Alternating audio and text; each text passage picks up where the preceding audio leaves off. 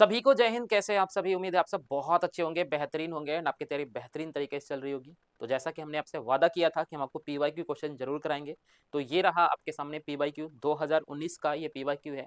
ये heat engine का PYQ है। अगर आप सभी का बहुत अच्छा रिस्पॉन्स रहा तो हम इसी तरीके से आपके जो डीजल मैकेनिक्स है, जो आपके मोटर मैकेनिक व्हीकल्स है, उनके भी हम पीवाईक्यू करवा देंगे। तो ये जो पीवाईक्यू है इसको शुरू से लेकर लास्ट तक ईमानदारी के साथ खुद से लगाइएगा और उसके बाद नीचे कमेंट बॉक्स में बताइएगा कि आपका कितना स्कोर बन रहा है। आपके अंदर कॉन्फिडेंस आएगा, जो आपने अब तक पढ़ा है, जो भी हमने आपको प्रोवाइड करा है, चाहे वो क्लास के माध्यम से हो, चाहे वो पीडीएफ के माध्यम से हो। जब आपने उसको पढ़ा, उसको रिवीजन किया, तो आपके अंदर कॉन्फिडेंस आएगा कि हमने जो पढ़ा है उससे हम 27 मार्क्स आराम से गेन कर सकते हैं। ईमानदारी के साथ सभी क्वेश्चंस को पहले पॉज करके अटेम्प्ट करना है, देन उसके बाद कमेंट बॉक्स में आपको बताना है कि आपका स्कोर कितना बन रहा है। क्या आपके अंदर वो कॉन्फिडेंस आ रहा है जो आपको ये कह रहा है कि आपका एग्जाम हमेशा मतलब आराम से क्लियर हो जाएगा? क्या ये कॉन्फिडेंस आपके अंदर आ रहा है? अगर आ रहा है तो आप नीचे हमें कमेंट बॉक्स में ज़रूर बताएं और ये वीडियो को लास्ट तक ज़रूर देखिएगा। अपने दोस्तों के साथ इसे शेयर कीजिएगा। चैनल को सब्सक्राइब नहीं किया है तो चैनल को सब्सक्राइब ज़रूर कर लीजिएगा। तो ये आपके पीवाईक्यू है 2019 में जो हुआ था आखिरी बार पेपर, हीट इंजन का पेपर, वो हम यहाँ पे ले करके आपके सामने हाजिर हैं। इससे पहले अगर आपने आपको अगर क्विक रिवीजन चाहिए कि एकदम कम समय में सारा रिवीजन हो जाए, तो उसके लिए आपके पास एक ई बुक होना चाहिए और ए ई बुक का नाम क्या है? हीट इंजन ई बुक। ठीक है, 130 पेज का ये पूरा ई बुक है। ये सिर्फ और सिर्फ आपको 170 रुपीज़ में मिल जाएंगे। अगर आप चाहें कि टॉपिक वाइज ले लें, क्योंकि इसमें 4 टॉपिक कंप्लीटेड है, IC engine, seat metal, basic fitting और वेल्डिंग। अगर आप टॉपिक वाइज चाहते हैं तो टॉपिक वाइज भी आपको मिल जाएगा। भाई किसी को लगता है कि हमें ये टॉपिक ही कर लेना चाहिए तो टॉपिक वाइज भी कर सकते हैं। टॉपिक वाइज के लिए 49 रुपीज़ ईच, हर एक 49 रुपीज़ में आपको मिल जाएगा। ठीक है, नीचे जो है डिस्क्रिप्शन में आपको डेमो पीडीएफ भी दिया हुआ है, वहाँ से आप डाउनलोड करके देख सकते हैं। और ये ऑर्डर कैसे कर सकते हैं? 7973931910। ठीक है, 7973, थोड़ा सा मिस्टेक हो गया, 797373931910। इस नंबर पे आपको गूगल पे या फ़ोन पे करना है, देन इसी नंबर पे आपको व्हाट्सअप कर देना है। इसी नंबर पे, सेम नंबर पे आपको व्हाट्सअप कर देना है अपना नाम और आपको कौन सा क्या चाहिए ये लिख करके आप हमें नीचे भेज दीजिएगा। विद इन 5 to 6 मिनट आपके पास ये पीडीएफ पहुंच जाएगा। फिलहाल हम क्लास को स्टार्ट करेंगे और एक एक क्वेश्चंस को आप पढ़िएगा ध्यान से, अच्छे से, और पॉज करके फिर उसके बाद आप अटेम्प्ट करने के बाद फिर हमें कमेंट बॉक्स में बताइएगा कि आपके अंदर वो कॉन्फिडेंस आया या नहीं आया। सबसे पहला क्वेश्चन कह रहा है, पढ़िए जरा एक बार क्वेश्चन को। क्वेश्चन कहना चाह रहा है, क्वेश्चन कह रहा है कि इन पेट्रोल इंजन, तो पेट्रोल इंजन के अंदर क्या होता है? तो आप जानते हैं पेट्रोल इंजन के अंदर एक तो एयर और साथ में फ्यूल, दोनों का मिक्सचर जो है वो आपके सिलेंडर के अंदर जाता है। तो air and fuel both are compressed inside the cylinder. ठीक है, तो एयर हो या फिर फ्यूल हो, दोनों को हम कहाँ अपने सिलेंडर के अंदर कॉम्प्रेस करते हैं। इसीलिए राइट आंसर क्या हो जाएगा? राइट आंसर हो जाएगा option number c. Right answer हो जाएगा option number C. Question number 2, petrol engine work on, तो पेट्रोल इंजन जो है वो किस पे काम करता है? ऑटो साइकिल पे काम करता है। वहीं पे आप ध्यान रखना डीजल साइकिल पे कौन सा इंजन काम करता है? तो डीजल इंजन काम करता है, डीजल इंजन काम करता है। रैंकाइन साइकिल पे रैंकाइन इंजन काम करता है। रैंकाइन साइकिल जो है वो अलग है, आप पढ़ोगे आगे चल करके। कार्नोट साइकिल बहुत इंपॉर्टेंट है, ठीक है, ये भी आपने अच्छे तरीके से पढ़ा हुआ है। Question number 3, compression ratio petrol engine, तो कॉम्प्रेशन रेशियो जो है पेट्रोल इंजन का क्या होता है? कॉम्प्रेशन रेशियो यानी कि सी आर की बात कर रहे हैं, तो सी आर ध्यान रखना है, सी आर ध्यान रखना है कि डीजल इंजन का ज़्यादा होता है। डीजल इंजन का सी आर जो है वो ज़्यादा होता है as compare to petrol engine, petrol engine. लेकिन अगर मैं एफिशिएंसी की बात करूं, किसकी बात करूं? मैं एफिशिएंसी की बात करूं, तो अगर मैं एफिशिएंसी की बात करूं कि एफिशिएंसी क्या होगा, तो ध्यान रखना है एफिशिएंसी जो है वो सबसे ज़्यादा ऑटो का होता है, ऑटो साइकिल का होता है। देन उसके बाद आपका ड्यूल साइकिल का होता है और देन सबसे ज़्यादा, सबसे कम किसका होता है? सबसे कम होता है डीजल साइकिल का। तो ये चीज़ भी आपको ध्यान रखना है। अगर मैं या क्वेश्चन में अगर आपसे पूछा जाए एफिशिएंसी क्या होगा, तो ध्यान रखना ऑटो साइकिल का एफिशिएंसी सबसे ज़्यादा होगा, फिर ड्यूल का, फिर डीजल इंजन का। लेकिन यहाँ पे कॉम्प्रेशन रेशियो की बात कर रहा है, तो कॉम्प्रेशन रेशियो जो होगा पेट्रोल इंजन का लेस देन होगा डीजल इंजन से, यानी कि ऑप्शन नंबर डी बिल्कुल इसका करेक्ट हो जाएगा। ऑप्शन नंबर डी क्या हो जाएगा? बिल्कुल करेक्ट हो जाएगा। Petrol engine fuel and air are ignited by. तो पेट्रोल इंजन के अंदर आप जानते हैं कि आपका फ्यूल प्लस में एयर दोनों ही इंसर्ट करे जाते हैं, और इन दोनों को बर्न करने के लिए आपके पास जो सिलेंडर है, सिलेंडर हेड के अंदर क्या लगा होता है? स्पार्क प्लग लगा होता है, स्पार्क प्लग। तो स्पार्क प्लग क्या करता है? इसको इग्नाइट करता है, तभी तो जाकर के क्या होगा? इसके अंदर आग लगेगी। तो ये आपका पूरा अरेंजमेंट है। तो आप क्या कहेंगे? स्पार्क प्लग, यानी कि option number A is correct. ठीक है। सो पेट्रोल इंजन के अंदर जो एयर और फ्यूल जो है वो कैसे इग्नाइट होते हैं? स्पार्क प्लग से होते हैं। कमेंट करके बताना है कि डीजल इंजन के अंदर, ठीक है, डीजल इंजन के अंदर जो जो कंबसन है वो कैसे होता है? डीजल ईंधन के अंदर जो कंबसन है वो कैसे होता है? कमेंट करके नीचे बताना है। ठीक है, सभी बच्चों को कमेंट करके नीचे कमेंट बॉक्स में बताना है। In the context of heat engine, carburettor is a device which is use to. तो कार्बोरेटर का मेन काम क्या होता है हीट इंजन के अंदर? हीट इंजन के अंदर जो मेनली कार्बोरेटर है, हीट इंजन के अंदर जो मेनली कार्बोरेटर है, उसका काम क्या है? बहुत अच्छे से समझा रखा है क्लास में। जिन्होंने नहीं देखा अभी तक क्लास को, तो मैं उनसे रिक्वेस्ट करूंगा प्लेलिस्ट में जाकर के क्लास को जरूर देख लें एक बार। ठीक है, और पीडीएफ को जरूर परचेज कर लें। दोनों ही चीज़ें आपके लिए काफ़ी ज़्यादा इंपॉर्टेंट होगी। कार्बोरेटर का काम क्या होता है? तो एयर और फ्यूल को मिक्स करना। क्या करना? एयर और फ्यूल को क्या करना? मिक्स करना, एक दूसरे के साथ करेक्ट रेशियो में मिक्स करना। इसी को बोलते हैं air fuel ratio, AFR, air fuel ratio बोलते हैं। So mix air and fuel in the correct ratio. Option number B इस क्वेश्चन का राइट आंसर हो जाएगा।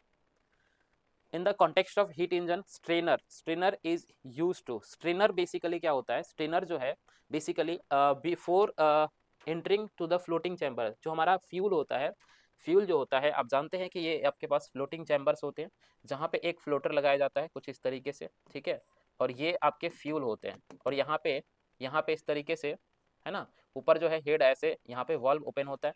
जब इसमें फ्यूल बढ़ने लगता है तो फिर ये जाके क्लोज कर देता है, जो यहाँ से फ्यूल की एंट्री है वो बंद हो जाती है।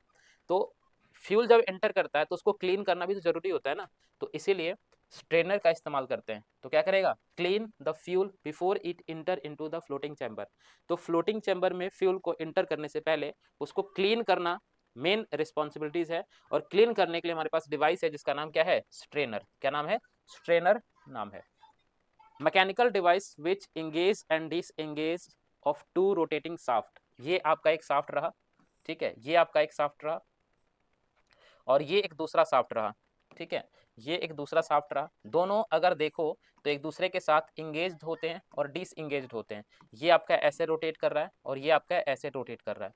अब दोनों को आपस में डिसएंगेज या फिर इंगेज करना है, तो यहाँ पे हमारे पास क्या होता है? यहाँ पे हमारे पास एक सिस्टम होता है जिसको बोलते हैं क्लच सिस्टम। क्या बोलते हैं? क्लच सिस्टम, जो आपने गाड़ियों में इस्तेमाल किया है। आपके जो गाड़ी होते हैं तो आप गाड़ी में क्लच लेकर के फिर गियर चेंज करते हो ना, 1 2 3 4 5। तो पहले आप क्लच को प्रेस करते हो, क्लच को प्रेस करते ही जो इंजन है, मान लेते हैं कि ये हमारा इंजन है, ठीक है, यहाँ से हमें पावर मिल रहा है, ठीक है, और ये हमारा पूरा का पूरा जो सिस्टम है, ट्रांसमिशन सिस्टम, ये आगे की ओर है। तो इंजन से इस पूरे सिस्टम को अलग डिसएंगेज या फिर इंगेज करने की जिम्मेदारी किसकी होती है? क्लच की होती है। जब आपने क्लच को ले लिया, इसका मतलब इंजन तो चल रहा है लेकिन आपका जो प्रोपेलर शाफ्ट है, जो गाड़ी है, वो नहीं चल रहा है। लेकिन जैसे आप क्लच को छोड़ोगे तो ये आपस में इंगेज्ड हो जाएंगे, और फिर आपका जो इंजन है उसके माध्यम से ये जो प्रोपेलर शाफ्ट है ये चलने लग जाएगा, और जिसके बाद आपका गाड़ी जो है वो चलने लग जाएगा। तो राइट आंसर हो जाएगा option number D, clutch is the right answer. अगर क्लास पसंद आ रही है तो आप इसे लाइक करते हुए चलेंगे बच्चे, है ना। सभी लोग क्लास को जल्दी से लाइक करेंगे, चैनल को सब्सक्राइब करेंगे जिन्होंने सब्सक्राइब नहीं किया हुआ है। Multiplate clutch are also known as.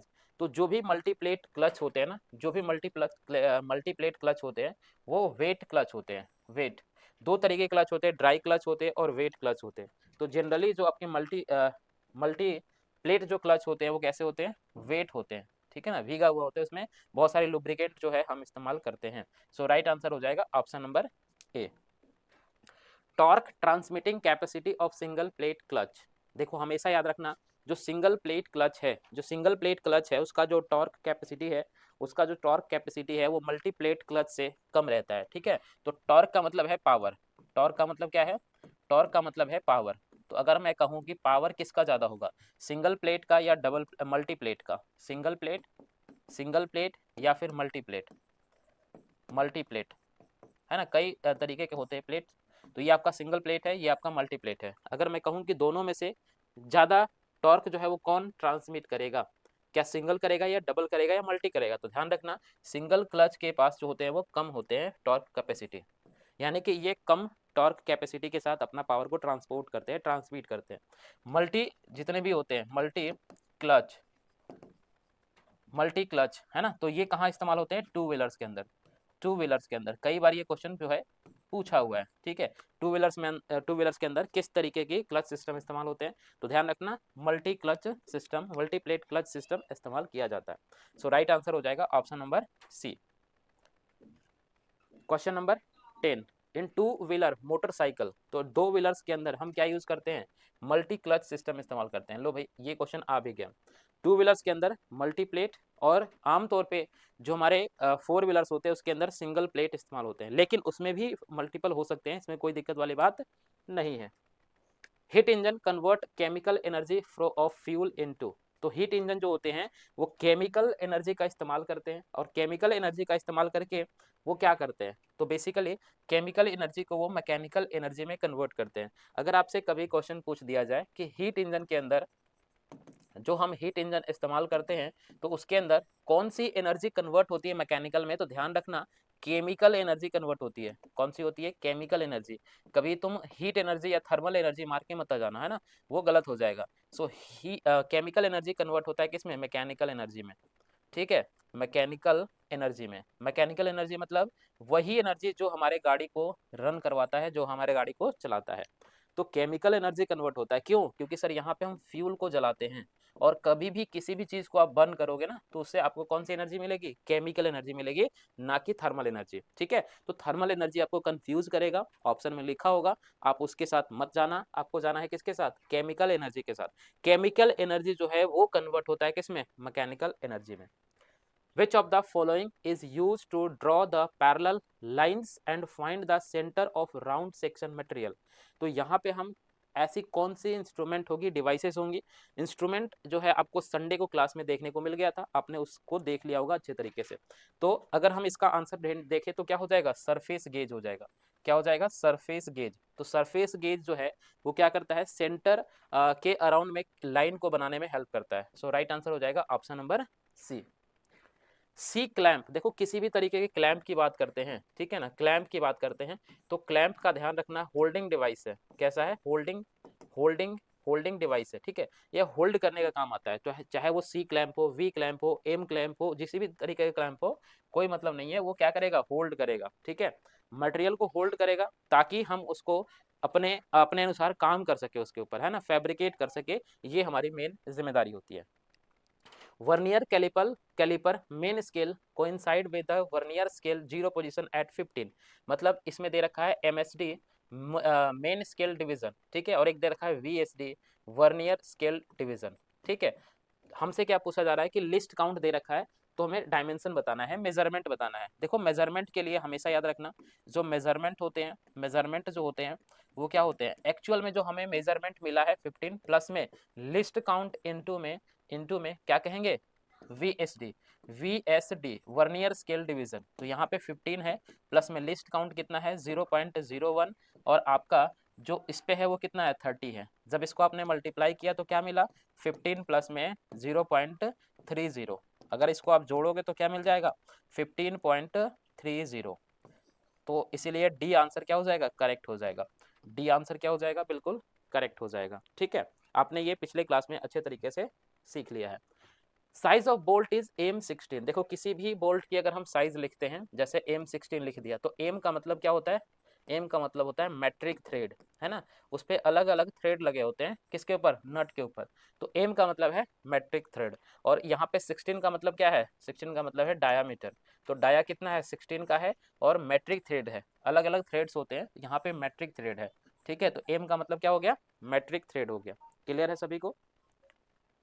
Dash is not a part of transmission system, तो ट्रांसमिशन सिस्टम का पार्ट यहाँ पे कौन सा नहीं है, ये आपको बताना है। यहाँ पे कौन सा ट्रांसमिशन सिस्टम का पार्ट नहीं है, बताइए भाई जल्दी से। तो ध्यान रखना ट्रांसमिशन सिस्टम का पार्ट जो है वो कौन सा नहीं है, तो भैया क्लच है, बिल्कुल है, व्हील्स है, बिल्कुल है, गियर है, बिल्कुल है, एक्सेल नहीं होता है। ठीक है ना। एक्सेल जो है वो पावर को ट्रांसपोर्ट करता है, एक्सेल जो है वो नहीं होता है। Axle is not the part of transmission system. Axle क्या होते हैं, तो आपके जो ये चक्के होते हैं ना गाड़ियां,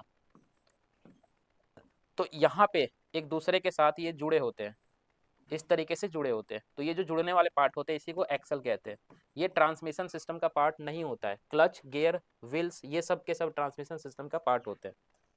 dial test indicator is used for measuring. तो डायल टेस्ट इंडिकेटर जो है वो किस लिए इस्तेमाल करी जाती है? Dial test indicator, dial test indicator बताइए भाई क्या होगा इसका आंसर? तो deviation of any object from the expected standard.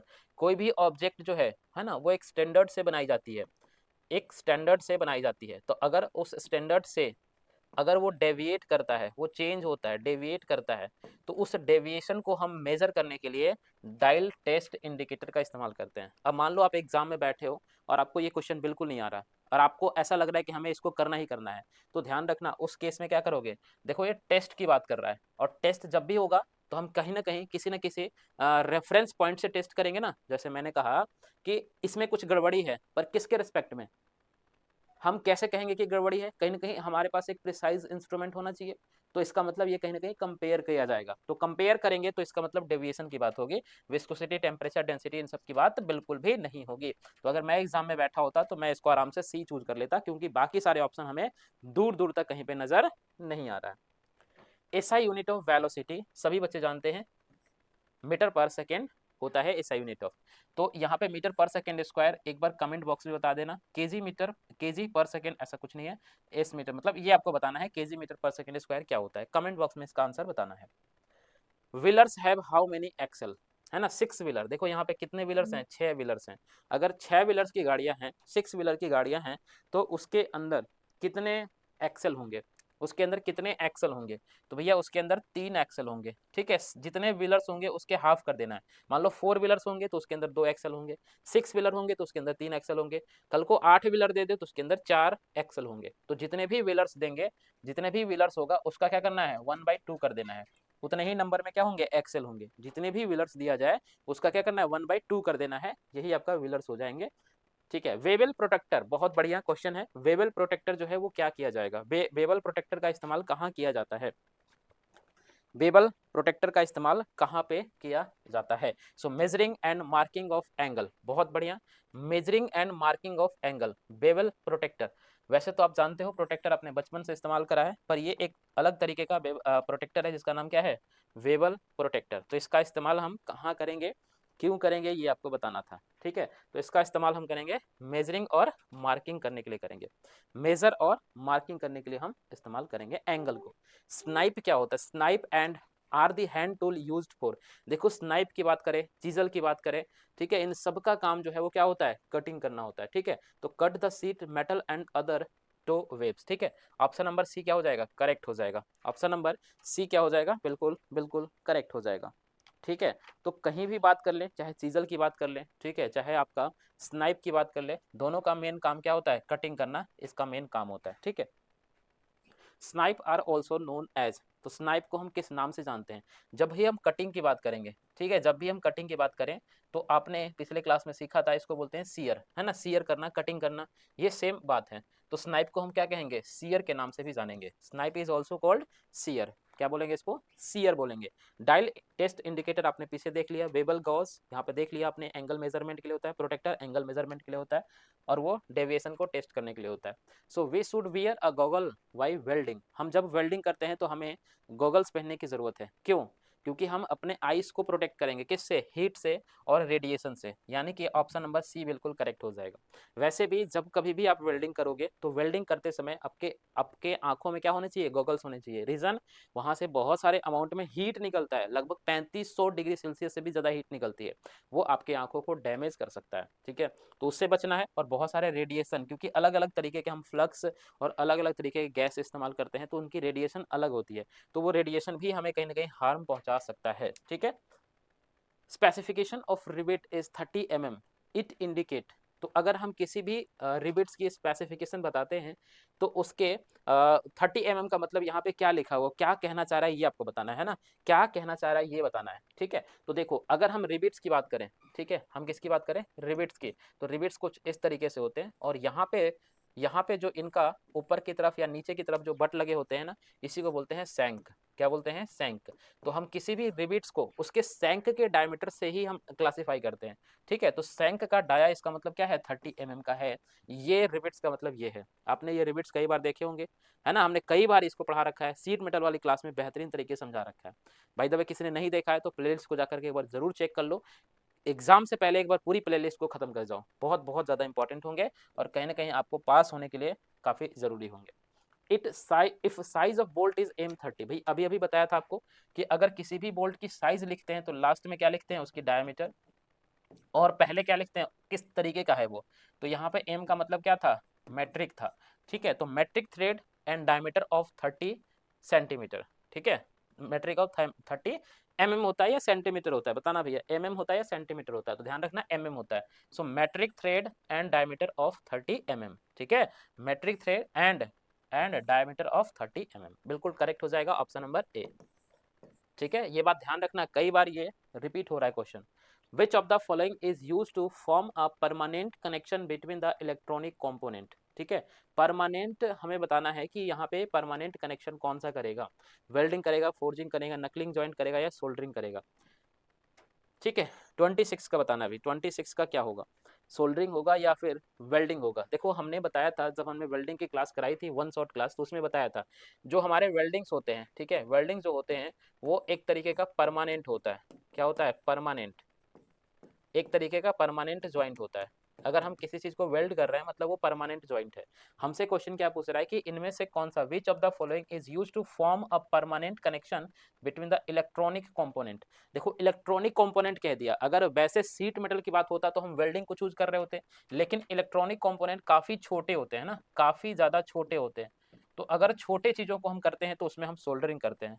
ठीक है ना, क्या करते हैं, सोल्डरिंग करते हैं। अगर ये इलेक्ट्रॉनिक कंपोनेंट नहीं लिखा होता तो आंसर हमारा वेल्डिंग हो जाता, लेकिन क्योंकि इसने इलेक्ट्रॉनिक कंपोनेंट लिख दिया है, काफी छोटे होते हैं, तो इसके लिए हम क्या इस्तेमाल करते हैं, सोल्डरिंग इस्तेमाल करते हैं।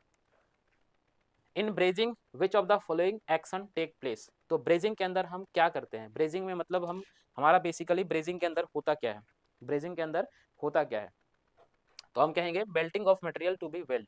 हमें जिस मटेरियल को वेल्ड करना है उसको हम वेल्ड करते हैं, पिघलाते हैं, देन उसके बाद हम इसको वेल्ड करते हैं। बेसिकली ये एक तरीके का फ्यूजन वेल्डिंग होता है, फ्यूजन वेल्डिंग होता है। वेल्डिंग का वन शॉट क्लास में हमने काफी अच्छे से आपको ये समझा रखा है ना, फ्यूजन वेल्डिंग क्या होता है, सॉलिड स्टेट वेल्डिंग क्या होता है, ये सारी चीजें हमने आपको ऑलरेडी समझा रखा है।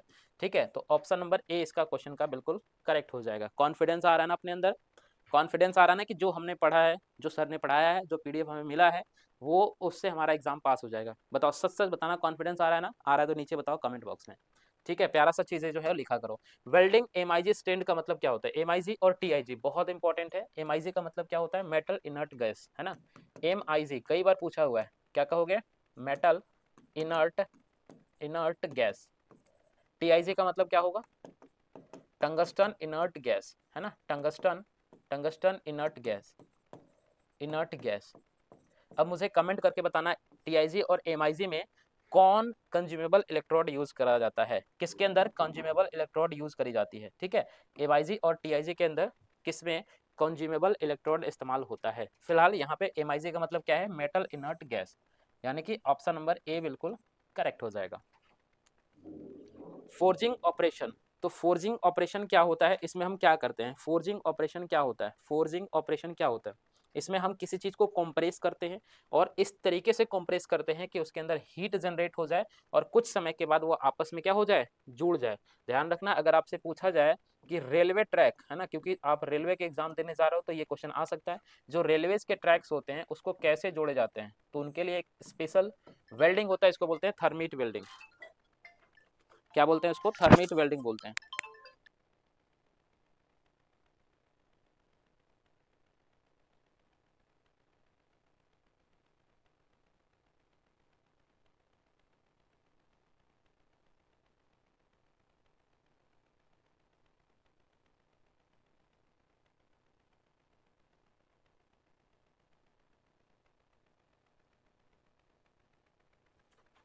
ठीक है जी। तो रेलवे जो ट्रैक्स होते हैं उसके लिए एक स्पेशल टाइप का वेल्डिंग होता है, थर्मिट वेल्डिंग बोलते हैं इसको।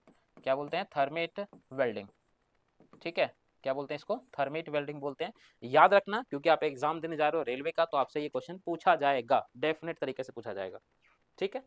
इन arc welding electric arc is created between, obvious सी बात है, ऑब्वियस सी बात है, जो हमारे आर्क वेल्डिंग के अंदर अच्छे तरीके से हमने पढ़ा रखा है आपको वेल्डिंग, इसमें किसी को कोई दिक्कत नहीं होगी, है ना। वेल्डिंग को आप काफी अच्छे तरीके से पढ़ा रखा है हमने। ठीक है, तो क्या कहोगे? इलेक्ट्रोड एंड बेस मटेरियल, बिल्कुल ठीक बात है, ये आपका बेस मटेरियल था, और यहाँ से हम एक इलेक्ट्रोड लाते हैं, इन दोनों के बीच में हम क्या बनाते हैं? आर्क बनाते हैं। इन दोनों के बीच में हम आर्क बनाते हैं, तो answer is electrode and base material. Electrode and base material, ये 2019 में पूछा गया क्वेश्चन है। In car gears are used, तो कार के अंदर हम गियर को क्यों इस्तेमाल करते हैं? Why the gear is used in car, है ना, why the gear is used in car, तो क्या कहोगे? कार का हम इस्तेमाल क्यों करते हैं, गियर का इस्तेमाल क्यों करते हैं?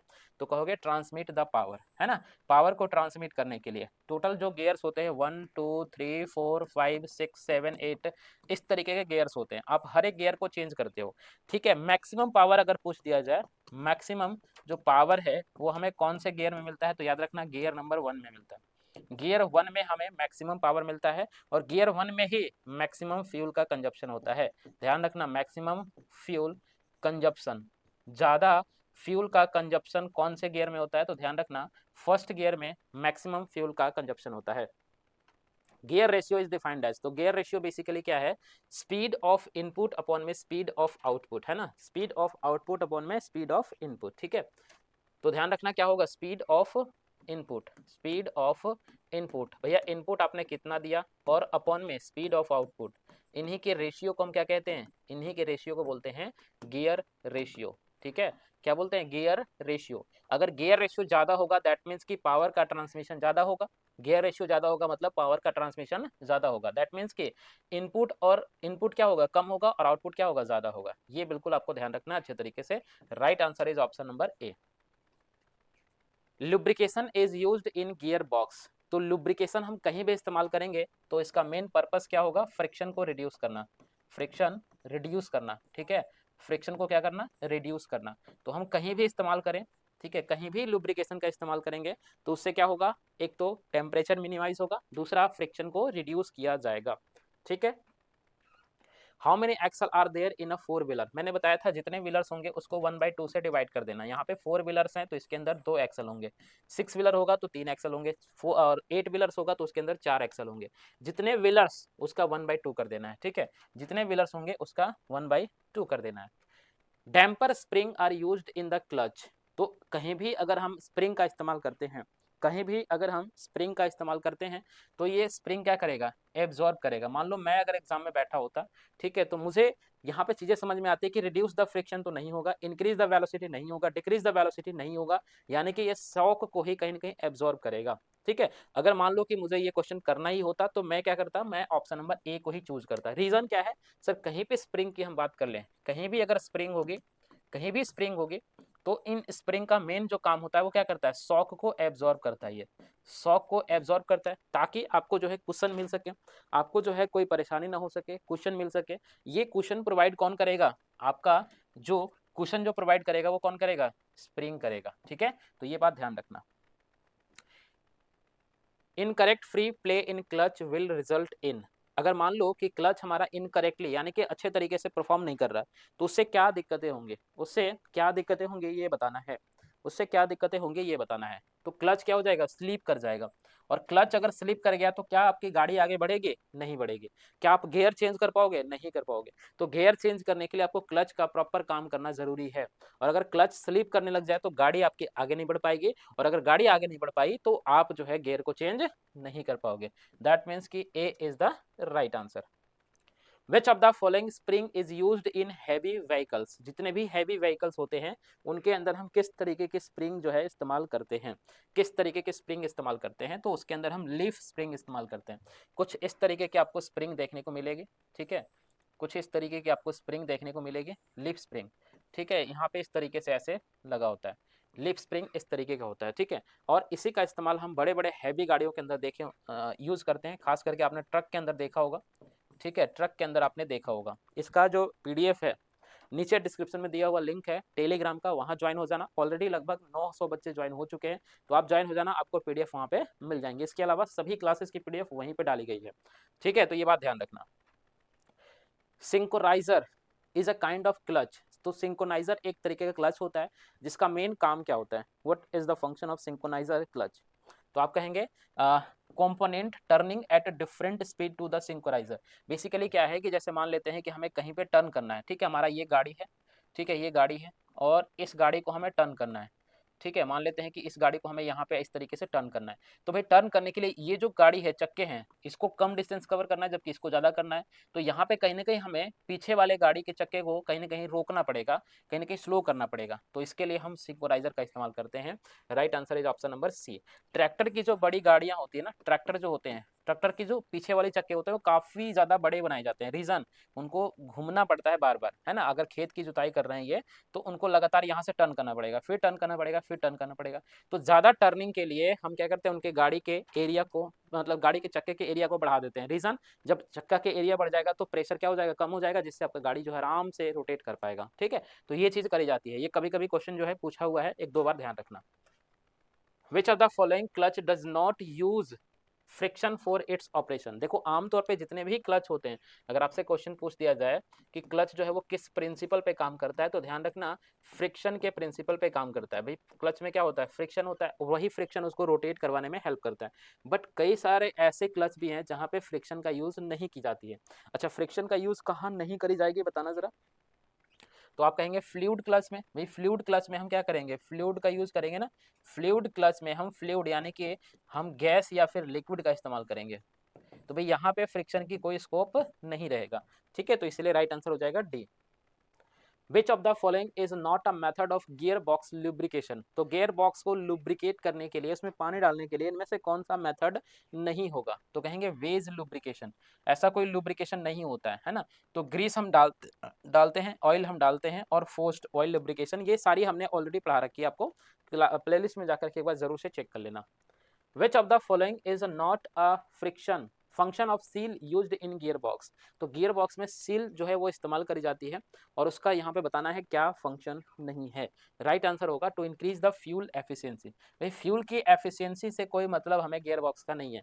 फ्यूल की एफिशिएंसी क्या होगी, ये डिपेंड करेगा कि फ्यूल किस तरीके का है, ठीक है। और फ्यूल से याद आया, मुझे बताना है आपको कि पेट्रोल, देखो मैं जो भी क्वेश्चन पूछ रहा हूँ ना, पेट्रोल और डीजल, ये काफ़ी इंपॉर्टेंट है, तो आप इसको अटेम्प्ट जरूर करना नीचे कमेंट बॉक्स में। पेट्रोल की क्वालिटी को पता करने के लिए हमारे पास कौन से नंबर होते हैं, ठीक है, क्वालिटी पता करने के लिए पेट्रोल का और डीजल का, दोनों का अलग अलग बताना है, ठीक है, कमेंट बॉक्स में बताना है इसका।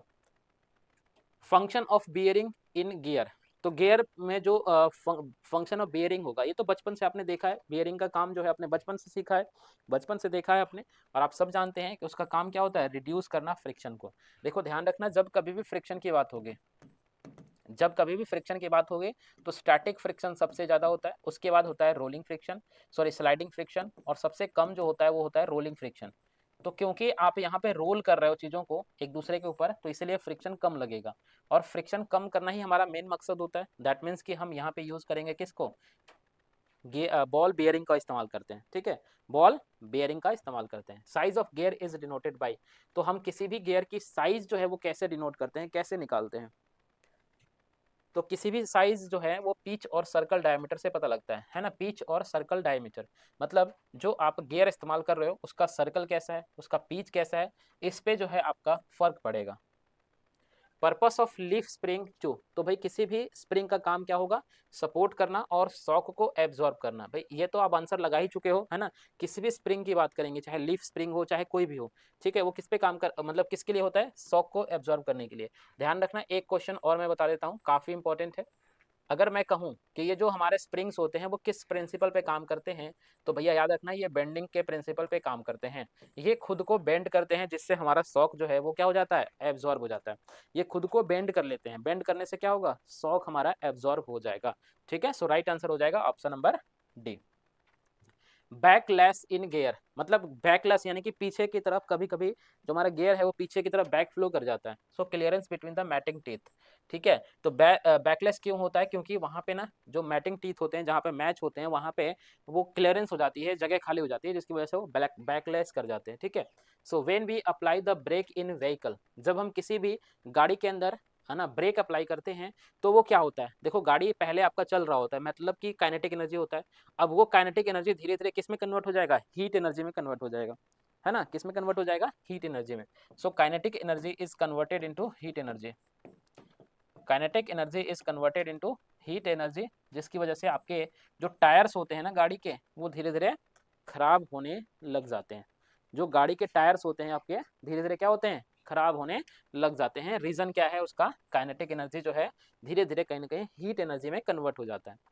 पॉजिटिव ड्राइव सिस्टम का मतलब क्या है, पॉजिटिव ड्राइव, देखो दो तरीके के ड्राइव्स होते हैं, पॉजिटिव ड्राइव्स होते हैं और नेगेटिव ड्राइव्स होते हैं, ठीक है। तो जहां पे पॉजिटिव ड्राइव्स होंगी वहां पे स्लिपिंग अलाउड नहीं होंगे, मतलब ये जो गियर्स होते हैं ना, ये जो गियर्स होते हैं ये गियर्स एक दूसरे पे स्लिप नहीं करेंगे, एक दूसरे के पास स्लिप नहीं करेंगे, तो ये कहलाएगा पॉजिटिव ड्राइव्स। अगर स्लिप करेंगे तो वो कहलाएगा नेगेटिव ड्राइव्स, ठीक है। तो right answer is option number B.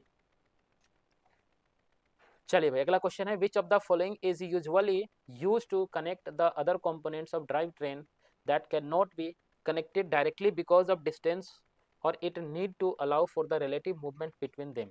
Basically ये सारी चीजें कहना चाह रहा है कि आप जो है कनेक्शन कैसे करोगे, तो ध्यान रखना प्रोपेलर शाफ्ट है ना, जैसे ये आपका मान लेते हैं कि ये आपका इंजन है, ये आपका इंजन है और इंजन से आपको पावर जो है वो फ्रंट एक्सल पे भिजवाना है, तो यहाँ से यहाँ तक पावर कैसे भिजवाओगे, इसी प्रोपेलर शाफ्ट का इस्तेमाल करोगे, है ना। प्रोपेलर शाफ्ट आपने बड़े बड़े गाड़ियों के अंदर देखा होगा, खास करके ट्रक वगैरह के अंदर आपने एक बड़ी लंबी सी ऐसे लंबी सी आपने एक शाफ्ट देखा होगा, ठीक है, उसी शाफ्ट का नाम क्या होता है, प्रोपेलर शाफ्ट होता है। इंपॉर्टेंट क्वेश्चन है ये। In which context of electrical circuit the following symbol is indicated, है ना। सिंबल बेसिकली इस तरीके से बनाया गया था, सिंबल यहाँ पे छूट गया थोड़ा, ठीक है, इस तरीके का सिंबल बनाया हुआ था, तो बताना है कि ये सिंबल किसको सिंबलाइज करता है। तो ध्यान रखना ये सिंबल किसको करता है, अर्थिंग को करता है, ठीक है, अर्थिंग को करता है, ठीक है। कल को आपसे ये क्वेश्चन पूछा जा सकता है कि ये किसको डिनोट करता है, तो ये बताना स्विच को करता है, स्विच, ठीक है। कल को आपसे ये पूछा जा सकता है कि ये बताना ये किसको करता है, तो ध्यान रखना ये बैटरी को करता है, ठीक है। तो ये सारी चीजें जो मैंने बेसिक इलेक्ट्रिसिटी की क्लास ली थी वन शॉट, वो क्लास में आपको ये सारी चीजें मिल जाएंगी, ठीक है। तो option number A is correct. Which of the following is a correct equation of Ohm's law. मैंने बेसिक इलेक्ट्रिसिटी क्लास ऑलरेडी ले रखी है, जिन्होंने नहीं देखी है तो वन शॉट में पूरा कंप्लीट हो जाएगा, जो आपके एग्जाम में पूछे जाएंगे। ओम्स लॉ की बात करते हैं तो ओम्स लॉ क्या कहता है, V is equal to I R, V is equal to I R. अब इसके हिसाब से देखो V is equal to I upon में आर गलत है, V is equal to R upon में आई गलत है, V is equal to I R बिल्कुल ठीक है। ऑप्शन नंबर सी इस क्वेश्चन का राइट हो जाएगा। कल को यहाँ से चेंज करके पूछा जा सकता है, जैसे V is equal to I R के जगह पे कुछ भी पूछा जा सकता है, जैसे आई की जगह पे हम क्या लिख सकते हैं, Q अपॉन में T भी लिख सकते हैं, मैंने ऑलरेडी समझा रखा है आपको। तो V is equal to Q R upon में T भी हो सकता है। तो कल को आपसे कुछ भी रिलेशन देकर पूछ सकता है, बस आपको ध्यान रखना है जो आपने पढ़ा है बस उसको अच्छे तरीके से रिवाइज करते रहना है, ठीक है। मैं बहुत ही जल्द आपको एक छोटा सा वीडियो बना करके बताऊंगा कि आपको लास्ट के दिनों में क्या करना है क्या नहीं करना है। क्या करना है ये तो सबको पता है, क्या नहीं करना है ये ज्यादा मैटर करता है, ठीक है ना। आप फालतू की चीजें करते रहोगे तो कहीं ना कहीं आपके ऊपर प्रेशर ज्यादा बनेगा, ज्यादा आपके ऊपर कहीं ना कहीं एक तरीके से कह सकते हो ना कि फियर ऑफ फेलियर ज्यादा आ जाएगा, जिसकी वजह से कहीं ना कहीं फेल होने की संभावनाएं बढ़ जाती है, ठीक है। तो इस बात को थोड़ा सा ध्यान रखना है। विच ऑफ द फॉलोइंग टेपोज क्या है, ट्रेपीजॉइडल थ्रेड्स, मतलब अलग अलग टाइप के थ्रेड होते हैं, इनमें से कौन सा ट्रेपीजॉइडल है, ट्रेपीजॉइडल है, ठीक है, ट्रेपीजॉइडल्स हैं, तो ध्यान रखना एक्मे थ्रेड बोलते हैं इसको, ठीक है, एक्मे थ्रेड बोलते हैं। हालांकि मैंने थ्रेड अभी तक आपको पढ़ाया नहीं है, तो ध्यान रखना इस बात का। अब देखो ये बेसिक इलेक्ट्रिसिटी का क्वेश्चन है, 3 register R1 R2 and R3 R series. जब कभी भी मैंने बताया था कि जब कभी भी सीरीज में हम कनेक्ट करते हैं तो इसका R इक्विवेलेंट कैसे निकालते हैं, आर इक्विवेलेंट क्या होता है, तो आप कहेंगे आर इक्विवेलेंट होता है सर R1 प्लस में R2 प्लस में R3। तो राइट आंसर हो जाएगा ऑप्शन नंबर सी। मैंने ऑलरेडी आपको अच्छे तरीके से समझा रखा है वन शॉट वाली क्लास में। Unit of resistance in electrical circuit, तो यूनिट ऑफ रेजिस्टेंस पूछ रहा है भैया, देखो कितने आसान आसान बेसिक से सवाल बन रहे हैं, क्या आपके वन शॉट से बाहर जा रहे हैं, कभी नहीं जा रहे हैं। तो रेजिस्टेंस की यूनिट क्या होती है, ओम होती है, ओम होती है। रेजिस्टेंस का यूनिट क्या होता है, ओम होता है। कल को आपसे कंडक्टेंस का या कंडक्टिविटी का पूछ सकता है, कनेक्टिविटी का पूछ सकता है। कनेक्टिविटी मतलब क्या होता है, R is equal to rho L upon में ए। तो यहाँ से रो इज इक्वल टू क्या हो जाएगा, आर इंटू ए अपॉन में एल। और आर का क्या होता है, ओम, और ए का मतलब मीटर स्क्वायर, और एल का मतलब मीटर हो जाएगा। तो यहाँ से कैंसिल हो जाएगा, तो ओम मीटर। ठीक है, ये इसका करेक्ट आंसर हो जाएगा। तो कल को कंडक्टिविटी को पूछा जाएगा तो ध्यान रखना, कंडक्टिविटी का ओम मीटर होता है ना। कई बार ये क्वेश्चन पूछा हुआ है, और ये दोनों ही जगह काम आएंगे, पार्ट ए और आपका ट्रेड, दोनों में ही काम आने वाला है। तो बेसिक इलेक्ट्रिसिटी वाला क्लास सभी बच्चा जरूर से देख लेना, ठीक है, कम से कम 2 बार जरूर देख लेना, ठीक है। चलो, which of the following is essential to provide an alternative path to the dangerous current to flow so that accident due to electric shock and damage to the equipments can be avoided। ठीक है, तो हम यहाँ पे किसका इस्तेमाल करते हैं, तो राइट आंसर हो जाएगा अर्थिंग। ठीक है, अगर एक्स्ट्रा करंट है कहीं पे फ्लो कर रहा है तो उसको जो है किससे बचाया जाएगा, इलेक्ट्रिक्स अर्थिंग से बचाया जाता है, शॉक होने से, टूटने से। Which of the following is a safety device used to limit the current in an electric circuit by melting itself due to the overheating। भैया ये जो मैंने आपको बताया था वो फ्यूज बताया था ना, फ्यूज की प्रॉपर्टीज बताई थी। ठीक है, क्या बताया था कि हाई मेल्टिंग पॉइंट होना चाहिए, सॉरी हाई हाई रेजिस्टेंस होना चाहिए, हाई रेजिस्टेंस होना चाहिए, ठीक है, और लो मेल्टिंग पॉइंट होना चाहिए। क्या होना चाहिए, लो मेल्टिंग पॉइंट होना चाहिए। तो रेजिस्टेंस हाई होना चाहिए और मेल्टिंग पॉइंट कैसा होना चाहिए, लो होना चाहिए। ये इसका खास बात होता है। आंसर इज हमारा फ्यूज हो जाएगा। यूनिट ऑफ इंडक्टेंस, लो भैया इंडक्टेंस का यूनिट आ गया है ना, इंडक्टेंस का यूनिट आ जाएगा। तो बेसिक बेसिक चीजें जो है आपसे पूछी जाती है। और इंडक्टेंस का यूनिट क्या होता है, हेनरी होता है ना। इंडक्टेंस का क्या होता है, हेनरी होता है, याद रखना अच्छे तरीके से, इंपॉर्टेंट है। यूनिट ऑफ कैपेसिटेंस, बताओ भैया कैपेसिटेंस का क्या होता है, फराडे होता है। कैपेसिटेंस का मतलब इस तरीके के कैपेसिटर्स होते हैं, ठीक है, इनका काम क्या होता है, एनर्जी को स्टोर करना, एनर्जी स्टोर करना। अगर पूछा जाए कि एनर्जी ये कितना स्टोर करते हैं, है ना, तो Q is equal to C upon में V, ये बात भी ध्यान रखना है, ठीक है ना, ये भी याद रखना है, कैपेसिटेंस कितना एनर्जी स्टोर करते हैं। Petrol engine is also known as, तो पेट्रोल इंजन को हम क्या बोलेंगे, गैसोलीन इंजन बोलेंगे। ठीक है, यहाँ पे पेट्रोल इंजन को हम गैसोलीन बोलेंगे। क्यों बोलेंगे, क्योंकि सर पेट्रोल को हम गैसोलीन बोलते हैं, पेट्रोल को क्या बोलते हैं, गैसोलीन, तो इसीलिए इसका नाम क्या हो जाएगा, गैसोलीन इंजन हो जाएगा, ध्यान रखना। Diesel engine fuel is ignited by, लो भाई क्वेश्चन मैंने पूछा था आपके कमेंट बॉक्स में बताना है, और ये क्वेश्चन आपके पीवाईक्यू में आ गया। देखो, डीजल इंजन के अंदर जो फ्यूल होते हैं, बेसिकली आपको पता है कि डीजल इंजन के अंदर हम सिर्फ एयर को इंसर्ट करवाते हैं, ठीक है, बाहर से एयर आता है, और फ्यूल को हम कंप्रेशन के दौरान फ्यूल को यहाँ से इंजेक्ट करवाते हैं। तो एयर इतना ज़्यादा कंप्रेस्ड हो जाता है, एयर कंप्रेस्ड इतना ज़्यादा हो जाता है कि फाइनली उसको आग लगने में हेल्प मिल जाता है। ठीक है, तो क्या होगा, ignite heat generated from the compressed air, जो कंप्रेस्ड किया है आपने एयर, उसको इतना कंप्रेस किया जाता है कि उसकी हीट और टेम्परेचर बहुत बहुत ज़्यादा बढ़ जाती है।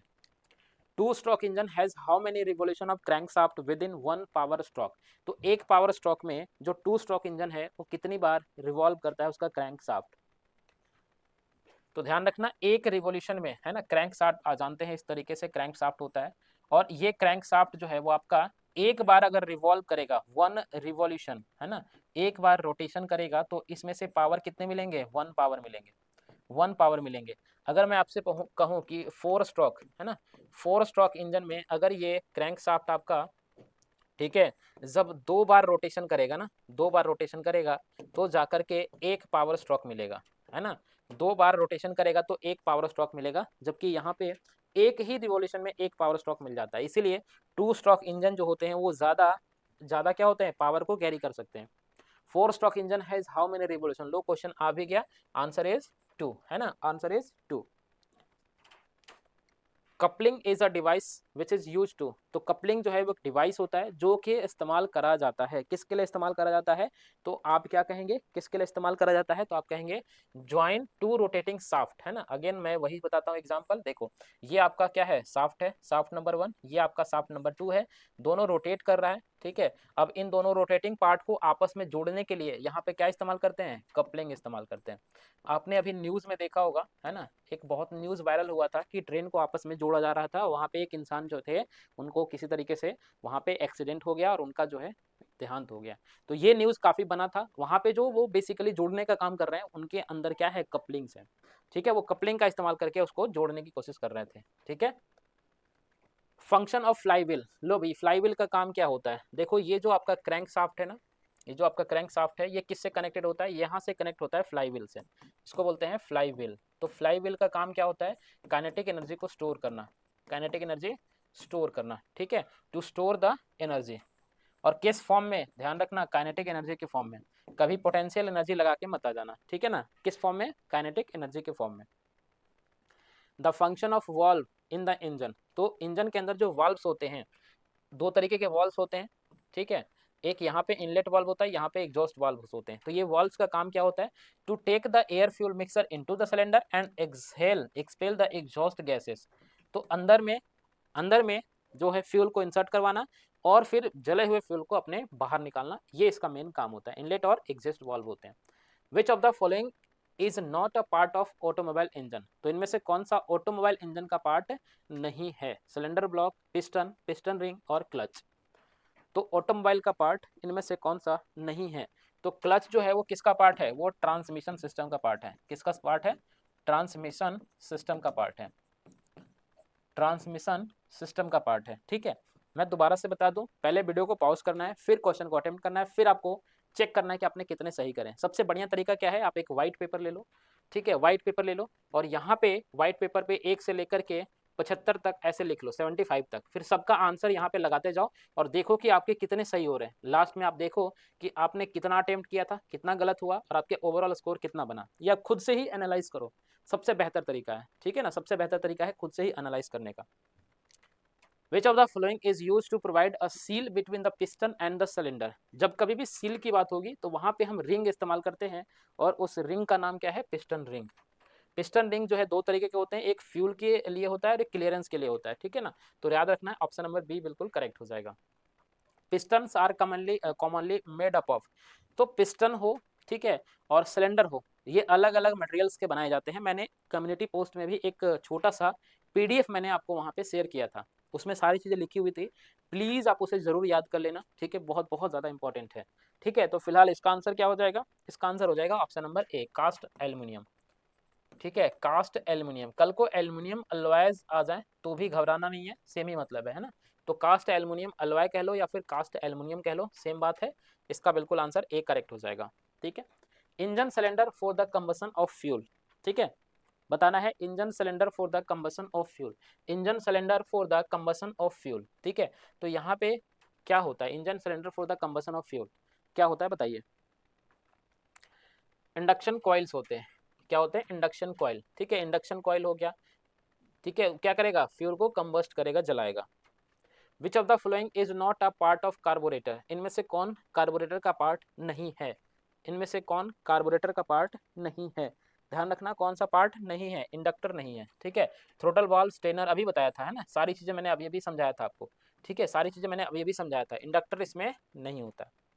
BS4 engine, BS stand for, है ना, भारत स्टेज इंजन। देखो भारत स्टेज अगर हम बात करें तो सबसे पहले, ठीक है, सबसे पहले 2, उसके बाद 3, उसके बाद BS4 और अभी जो चल रहा है वो है BS5। अभी जो चल रहा है वो 2020 में हमने लाया था, ठीक है, ये आया था 2010 में, ये आया था 2005 में और ये आया था 2001 में, 1 या 2 में आता है, ठीक है, ऐसे करके लिखा होता है, कभी कभी 2000 पे लिखा होगा, तो ये डेट भी याद रखना है। BS का मतलब होता है भारत स्टेज, क्या होता है, भारत स्टेज होता है, BS का मतलब क्या होता है, भारत स्टेज होता है। Distance between the centre of the front end the rear wheels, देखो ये आपके गाड़ी है, ठीक है, और ये आपके गाड़ी में 4 चक्के हैं, अगर ये इंजन इस तरफ है, ठीक है, मतलब आगे वाला इस तरफ है, आगे इस तरफ चल रहा है, तो ये इसका फ्रंट व्हील हो जाएगा, फ्रंट व्हील हो जाएगा, और ये इसका रियर व्हील हो जाएगा, रियर मतलब होता है पीछे, है ना, रियर व्हील। इन दोनों के सेंटर के बीच में जो ये वाला डिस्टेंस होता है, this distance is known as wheel base, इसको बोलते हैं व्हील बेस। बहुत इंपॉर्टेंट क्वेश्चन है, ध्यान रखना, wheel base, option number B is right answer. Which of the following unit is generally used for tyre pressure, तो टायर प्रेशर के लिए हम PSI, है ना, PSI इस्तेमाल करते हैं, पास्कल, ठीक है, तो PSI इस्तेमाल करते हैं किसके लिए, टायर में प्रेशर के लिए। आपने कभी भी एयर को जब फिल करवाया होगा तो वहाँ पे एक उसके पास इंस्ट्रूमेंट होती है, वो उसको चेक करते हैं कि कितना PSI है और उसी PSI के हिसाब से आपका भरते हैं वो fuel. angle between the vertical axis of wheels used for steering and the vertical axis of vehicle when viewed from the front or rear is known as। तो इसको बोलते क्या है ये बताना है, बोलते क्या है ये बताना है। इसको बोलते हैं कैम्बर। क्या बोलते हैं इसको? कैम्बर बोलते हैं। थोड़ा ये नया क्वेश्चन है, इसको ध्यान रखना है, ठीक है ना, थोड़ा ये नया क्वेश्चन है। बताना है कि convert the rotation of steering wheel into the swinging movement. तो कौन यहाँ पे कन्वर्ट करता है? Which convert? स्टीयरिंग सिस्टम, है ना। देखो यहाँ पे कुछ भी, अगर मैं एग्जाम में बैठा होता, मुझे चूज करना होता, तो मैं क्लच को तो नहीं चूज करता, ब्रेक को नहीं चूज करता, फ्यूल को नहीं करता, ठीक है, स्टीयरिंग को ही करता। क्यों? क्योंकि यहाँ पे स्टीयरिंग व्हील लिखा हुआ भैया। स्टीयरिंग व्हील जो होते हैं उनको अलग अलग मूवमेंट प्रोवाइड करने के लिए कौन सा सिस्टम लगा होगा? स्टीयरिंग सिस्टम लगा होगा। ऑब्वियस सी बात है। आज का लास्ट क्वेश्चन है, यानी कि पीवाईक्यू का लास्ट क्वेश्चन है, हाइड्रोलिक ब्रेक वर्क ऑन। तो हाइड्रोलिक जो ब्रेक्स होते हैं, जहां पे भी देखो हाइड्रोलिक के नाम आ जाएगा, मतलब ये पानी का इस्तेमाल करेगा, वाटर का इस्तेमाल करेगा। और कहीं भी अगर वाटर दिख जाता है, इसका मतलब वो पास्कल्स लॉ पे ही काम करेगा, पास्कल्स लॉ पे ही काम करेगा, ठीक है, पास्कल्स लॉ के ऊपर ही काम करेगा। क्लियर है सभी को? तो ये रहा आपका पीवाईक्यू जो कि 2019 में पूछा गया था, ठीक है। आई होप कि आपके अंदर थोड़ी सी कॉन्फिडेंस जगी होगी और आपको ऐसा लग रहा होगा कि हाँ सर, अब हम एग्जाम को आराम से क्लियर कर लेंगे और आराम से हम 27 क्वेश्चन कर लेंगे। देखो यहाँ पे मैं एक चीज बताना चाहूंगा, जब एग्जाम में जाना और थोड़ा भी कंफ्यूजन लगे तो मैं कहता हूँ उस क्वेश्चन को छोड़ के ही आना। रीजन, हमें सिर्फ 27 नंबर लेना है, हमें कोई मतलब नहीं है कि हमारा 40 नंबर आए, 50 नंबर आ जाए। अगर 50 नंबर आ भी जाए तो क्या हमारा उससे कोई बेनिफिट होने वाला है? बिल्कुल भी नहीं। तो मैं क्यों रिस्क लूँ, क्यों मैं नेगेटिव में नंबर लेके जाऊँ? मेरे 1/3 नेगेटिव मार्किंग भी तो है, मैं उसको अवॉइड करूंगा ना। आपको सिर्फ 27 नंबर गेन करने हैं। बहुत सारे क्वेश्चन यहाँ पे आपको मिले होंगे जो आपसे नहीं बन रहे होंगे, तो घबराना नहीं है। ऐसा नहीं सोचना कि मैं ये क्वेश्चन नहीं कर पा रहा हूँ तो मेरा तैयारी अच्छा नहीं है, बिल्कुल भी नहीं। आप ये देखो, क्या आपके 30 के आसपास नंबर बन रहे हैं? काट छाट के 30 नंबर बन रहे हैं? अगर बन रहे हैं देन बहुत अच्छी तैयारी है। डोंट वरी, आपके बहुत सारे क्वेश्चन वैसे होंगे जो बिल्कुल बेसिक्स होंगे, जो आपसे बन जाएंगे। आपको 27 नंबर ही लेना है। तो उम्मीद है कि आपको ये पूरी क्लास बेहतरीन लगी होगी। जो भी लगा आप नीचे हमें कमेंट बॉक्स में ज़रूर बताएं। और आप सभी का प्यार हम चाहते हैं कि भी जितना ज़्यादा मिले, ज़्यादा मिलेगा तो हो सकता है कि हम आपको मोटर मैकेनिक व्हीकल्स और डीजल इंजन्स इन सब के भी पीवाईक्यू करवा दें, ठीक है। तो फिलहाल के लिए इतना ही। Thank you so much and bye bye, take care. पढ़ते रहें, मुस्कुराते रहें, कुछ ना कुछ सीखते रहें। मिलते हैं फिर नए क्लास में, तब तक के लिए जय हिंद।